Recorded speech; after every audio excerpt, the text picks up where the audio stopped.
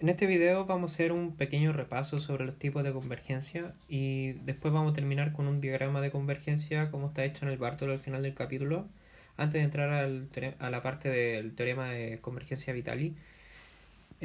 ¿Cuáles son los tipos de convergencia? Los cuatro que se ven corresponde a, bueno, convergencia CTP, que esto es algo que ya hemos trabajado, que corresponde casi lo mismo a una convergencia puntual, a excepción del conjunto de medida nula. También lo hemos visto en el caso cuando trabajamos la relación de equivalencia en LP, cuando construimos estos espacios. Y bueno, es más o menos lo que se ha trabajado en casi todo el curso. Y esto nos lleva al segundo tipo de convergencia que hemos al menos ya visto, que es la convergencia en LP. La convergencia en LP corresponde a ver LP como espacio métrico, espacio normado. LP es espacio vectorial normado, pana, donde teníamos una métrica, y aquí se producen ciertos tipos de convergencia. O sea, funciona de un modo que ya hemos trabajado. El tercer método de tipo de convergencia en realidad es la convergencia en medida,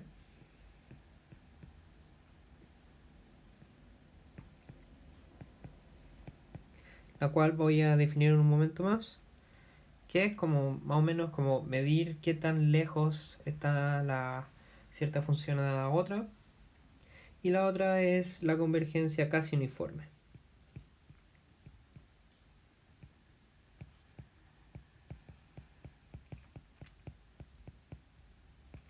Cabe destacar también que la convergencia medida también está metida en la convergencia Cauchy. Medie en Cauchy medida. Convergencia Cauchy medida. La cual luego va a verse que en realidad es una versión equivalente a la convergencia medida debido a cómo está construida. Repasemos un poquito los tipos de convergencia. Pueden saltarse esta parte del video si es que ya están aburridos de la convergencia CTP. Pero la parte CTP, o también como se conoce más en inglés, Almost Everywhere, corresponde a que tenemos que Fn converge a F, CTP, si solo si la medida de los x en donde Fn de x no converge a F de x, este conjunto tiene medida nula. Entonces, casi lo mismo que una convergencia puntual. Luego, pongámoslo uno acá. Luego viene la convergencia en LP.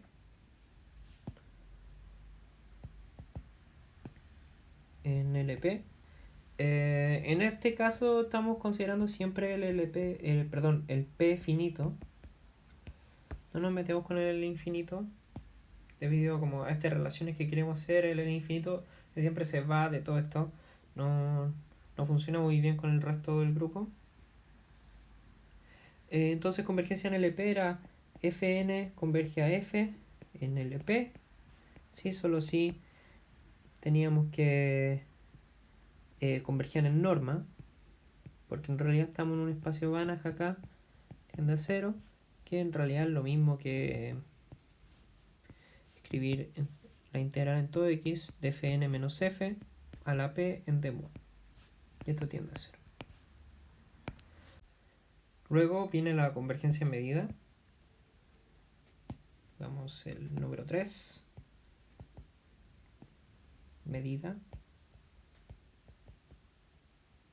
En donde teníamos que Fn converge a F en medida, en donde a veces se le pone una mu arriba. Sí, solo sí.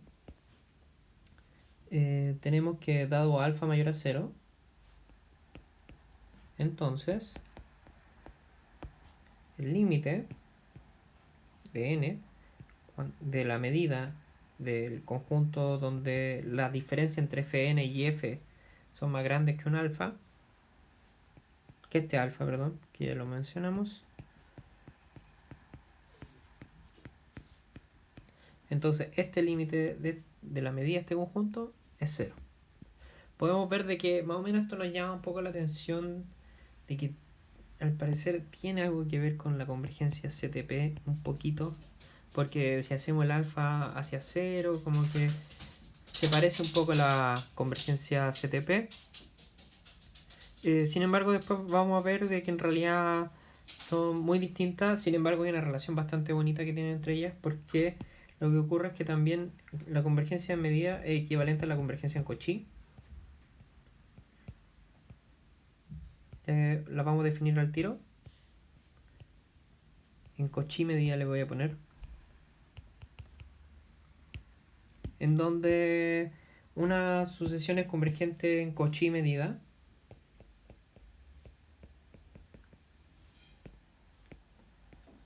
Cauchy medida. Sí, solo sí. Ocurre exactamente lo mismo, pero una versión Cauchy, por así decirlo. Los X, en donde la distancia entre los mismos miembros de la sucesión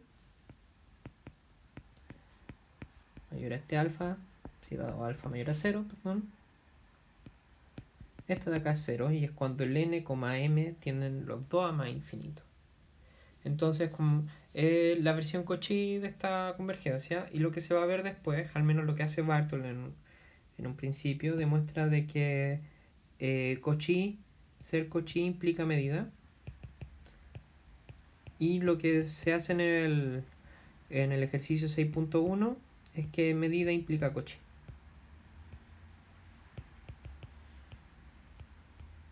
¿Y qué significa esto? Que ambos tipos de convergencia nos generan la misma topología. O sea, podemos acá definir una diferente topología en las funciones integrables, o en este caso las funciones medibles, porque esta no se limita solamente como a la integrabilidad, sino solamente en ser medibles. Y podemos definir una nueva topología, la cual vamos a ver más adelante si es más gruesa o más fina que la LP o que la CTP o cualquier otra que vayamos viendo. Finalmente nos falta la convergencia casi uniforme, vamos a ver el 4, casi uniforme,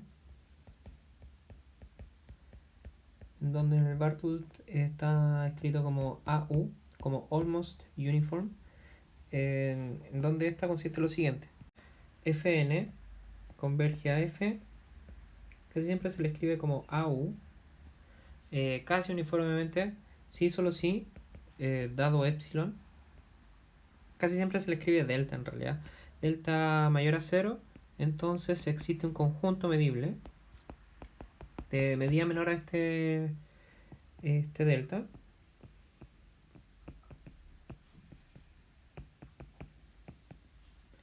se le nota que siempre es subdelta, tal que la medida de este conjunto va a ser menor a delta, y además Fn converge a F uniformemente en todo el conjunto menos este pedacito que en donde falla la convergencia uniforme. En caso de que haya confusión, este último caso, por así decirlo, coincide con decir que Fn multiplicado por la característica de este E sub delta converge a F por esta característica en la norma uniforme, suponiendo que ambos son acotados y que podemos definir esta norma. ¿Sí? Lo vamos a poner entre comillas. Y esto es solo en caso de que haya alguna confusión de lo que se está escribiendo, pero básicamente converger uniformemente es tomar esta norma, que tomamos el supremo de todos estos valores por la característica de subdelta x menos f de x por la característica de e subdelta, y ahora los x van a estar en todo el espacio. Entonces, si esta cosita tiende a 0, si n tiende a más infinito, entonces Fn converge a F casi uniformemente, perdón. Lo interesante también es que existe una versión de Cauchy de esta, que la forma obvia, o sea, en lugar de Fn a F a U, lo que hacemos en lugar es ver que esta diferencia tiende a 0. Bueno, y todo multiplicado por la característica de la delta. Esto acá tiende a 0 cuando le tomamos el supremo. Y funciona exactamente igual. Y lo bacán es que también va a ser equivalente, lo mismo que ocurría con la convergencia medida. Que esta versión de Cauchy es equivalente a la convergencia casi uniforme. Y faltó el 0 acá. Ahí está. Ahora pasemos al diagrama. ¿A qué se corresponde este diagrama que está en BART? Lo que hace es escribir en 4 lugares los 4 tipos de convergencia. Tenemos en casi todas partes, almost everywhere, LP, ¿no es cierto? Medida. Y tenemos casi uniformemente, almost uniform. Entonces, ¿qué es lo que hace? Es ver si una convergencia en algún espacio implica que también converja en el otro. La conclusión a la que llegó, que se llega en el libro, es que si algo converge en LP, entonces converge en medida. Si algo converge casi uniformemente, entonces converge en todas partes, casi en todas partes, perdón. Y si algo converge casi uniformemente, entonces converge en medida. ¿Eso qué significa? Que si tenemos estas líneas azules, eso implica de inmediato que lo primero es que existe una inclusión continua entre un espacio LP y la topología que viene dada por la convergencia medida.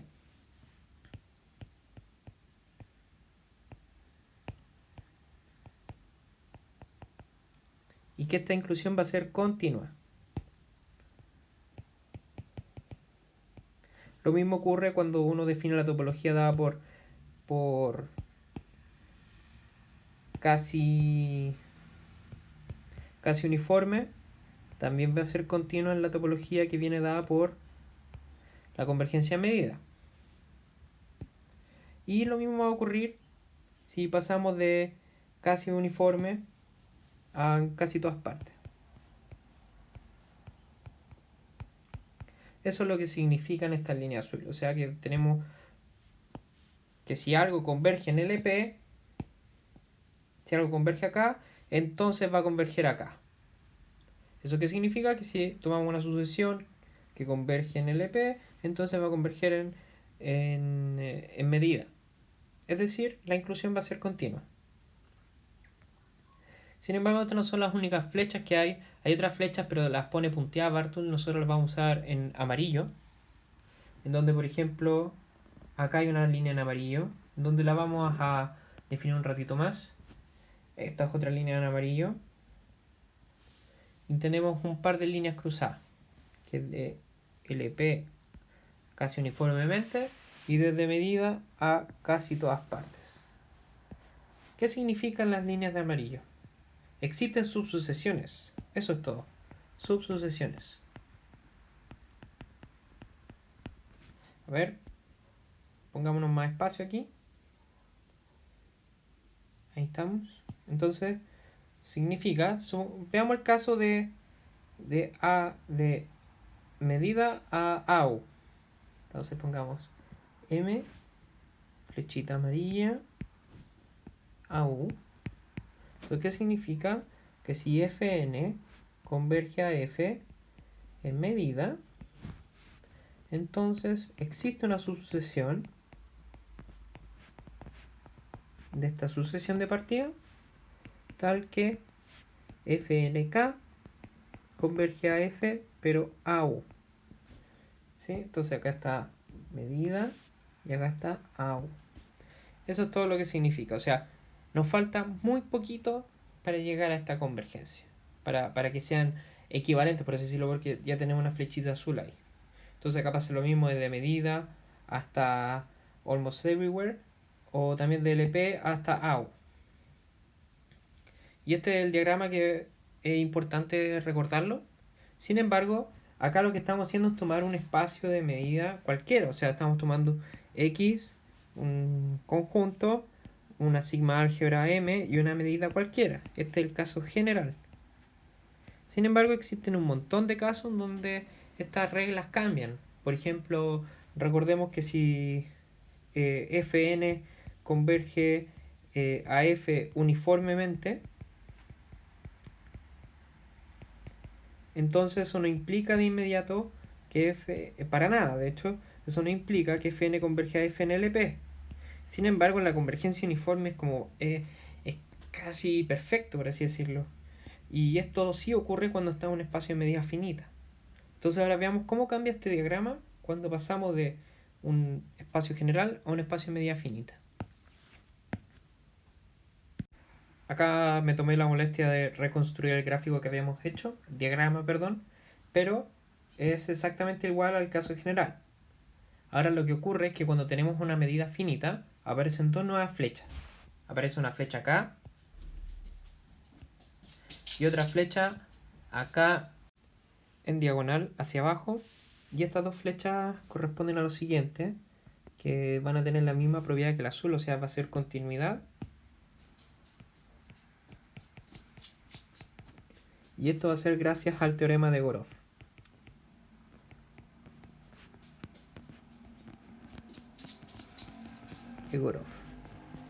Y entonces lo pongo en verde porque hay que hacer la distinción de que estamos en un caso bien particular, que es en el que tenemos una medida, un espacio de medida finita. Y claramente en los casos donde hay ausencia de flechas, por ejemplo, hay una... ¿Qué ocurre entre AE y LP, por ejemplo?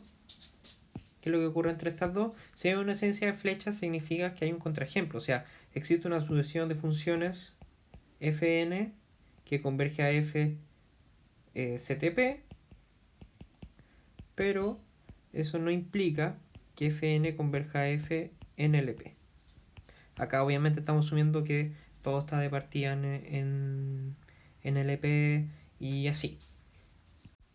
Y terminando esto, lo único que nos falta es el diagrama que se obtiene mediante el teorema de convergencia dominada, que es algo que hemos tratado de estar traduciendo en los diferentes espacios topológicos que trabajamos.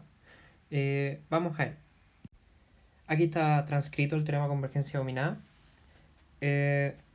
Tenemos el diagrama hecho anteriormente que se obtenía con el espacio en medida finita. Sin embargo, acá lo que hicimos fue traducir el teorema de convergencia dominada. Y si podemos ver, hay dos convergencias. Una que está acá y otra acá que no están especificadas. Y a eso es lo que vamos. Recordemos que cuando teníamos teorema de convergencia dominada, ocurría en el caso en donde la sucesión que está aquí, específica, Fn, convergía CTP a F y estaba dominada por una función que era integrable, en este caso g, que era lo mismo en un principio que L1. Entonces tiene mucho sentido que si ponemos acá CTP y luego agregamos acá LP, entonces este teorema va a ser cierto, porque es realmente el teorema que ya hemos visto por tercera vez. En un momento lo vimos para funciones integrables, luego lo traducimos a LP y ahora lo trajimos acá. Entonces, lo que podemos concluir de acá es que aquí aparece una nueva flechita de un color medio café, naranjo, al menos yo lo veo así, en donde ocurre esta continuidad. Entonces podemos poner acá continuidad por dominada, por TCD. Otra flecha que iría apareciendo corresponde una que va desde la convergencia en medida hasta LP. Es decir, ahora podemos borrar esto y le ponemos una mu, o sea, Fn converge a mu, entonces ahora tenemos convergencia LP. Y lo genial ahora es que como tenemos una continuidad por esta flecha azul que está acá, incluso tenemos esta de aquí de AE hasta AU, y AU es continua de hasta M, y ahora M es continua hacia LP, así que tiene todo el sentido del mundo de que aquí aparezca una nueva flecha por composición de continuidades que ocurra, que también se va a cumplir ahora si borramos nuevamente mu y lo cambiamos por AU, vamos a obtener un resultado verdadero. Estos son los tres diagramas más o menos importantes Y yo creo que es lo único necesario para aprenderse ahora. No es necesario aprenderse todos estos teoremas. Con este diagrama ya podemos saber bien cuándo se usa el teorema de convergencia combinada de Lebesgue en los diferentes tipos de contextos y topologías. Lo otro interesante a ver es que cuando añadimos el espacio en medida finita, al igual que el teorema de convergencia combinada, podemos ver que acá hay una doble flecha. Acá arriba, aquí y acá. Esto mismo ocurría en el espacio en medida finita. ¿Eso qué significa? Que las dos topologías son exactamente iguales. Ahora, si agregamos una topología adecuada para hacer que algo converja si solo si ocurre el teorema de convergencia combinada, en ese caso entonces tendríamos que el espacio LP tendría la misma topología que el espacio topológico generado por la convergencia media. Entonces, en realidad estaríamos trabajando con el mismo espacio en este caso. Y esto es solamente cuando adecuamos que algo va a ser convergente. Es decir, por ejemplo, a ver, pongámoslo en amarillo acá, para que no haya confusión. Fn converge a F si solo si Fn satisface TCD.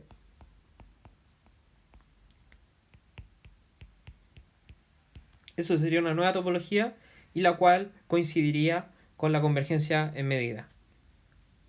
Bueno, hasta acá llegamos con este video. Espero que les sirva como un resumen de la materia.